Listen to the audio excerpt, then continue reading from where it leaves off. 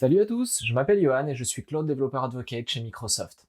Dans cette vidéo, on va voir comment configurer le routage dans Azure Static Web Apps. On va prendre pour exemple une application de shopping qui affiche une liste de produits à l'utilisateur. D'abord, on va jeter un œil au projet. Cette application de shopping a été codée en utilisant 4 frameworks différents comme vous pouvez le voir. Je vais utiliser la version React ici, mais n'hésitez pas à utiliser la version que vous voulez, quitte à adapter les instructions si besoin. Le principe va rester le même. On va commencer par déployer rapidement cette application sur Azure Static Web Apps. On ouvre la palette de commandes avec F1 et puis on cherche Create Static Web App.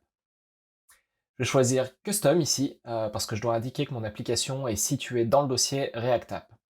Pour le dossier de sortie, Build fonctionne bien pour React.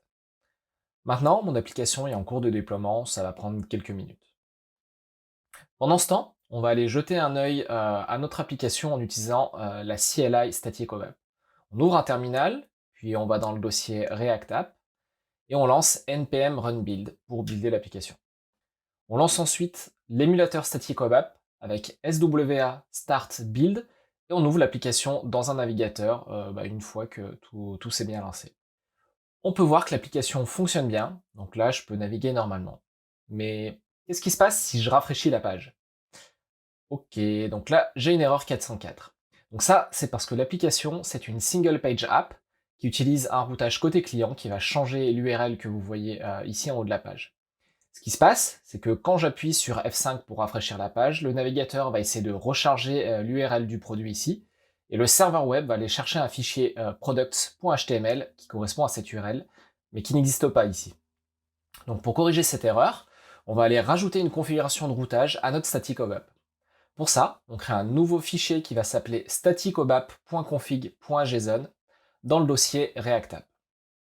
Donc ce qu'on va faire maintenant, c'est qu'on va aller rajouter une règle de fallback qui va aller dire de réécrire toutes les routes vers notre fichier racine qui est index.html.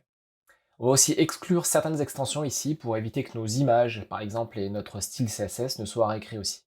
Donc une fois qu'on a fait ça, on redémarre le serveur de CLI Static Web App et on peut voir maintenant que le site fonctionne si je rafraîchis le navigateur. Maintenant, prenons un autre cas, disons que j'ai un peu changé l'application et qu'avant, au lieu d'utiliser product dans l'URL de la page qu'on vient de voir, j'utilisais avant la route catalogue. Donc ce que j'aimerais bien, c'est que les utilisateurs qui ont mis un signet sur l'ancienne URL de la page, ils sont automatiquement redirigés vers la nouvelle page product. Donc pour faire ça, on doit d'abord créer un nouveau tableau de route dans le fichier de config. Donc pour ça, on va ensuite ajouter la redirection de la route. Donc d'abord, on doit indiquer la route à rediriger, ici catalogue. Ensuite, on indique vers quelle URL on veut la rediriger, donc products. Par défaut, la redirection utilise le code d'état 302, ce qui veut dire que c'est une redirection temporaire, mais on peut passer outre en rajoutant une propriété qui s'appelle status code. Donc ici, on va spécifier un code 301 parce que c'est une redirection permanente, ça ne va plus changer maintenant.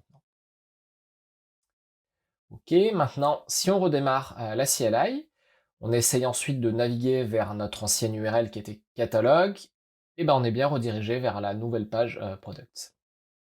On peut encore faire pas mal de choses avec la configuration de routage, comme par exemple ajouter des en-têtes pour spécifier comment les images doivent être mises en cache, ou encore autoriser l'accès à certaines parties de l'application uniquement aux utilisateurs qui sont connectés. Mais ça, on le verra dans les vidéos suivantes. C'est tout pour cette fois, à bientôt!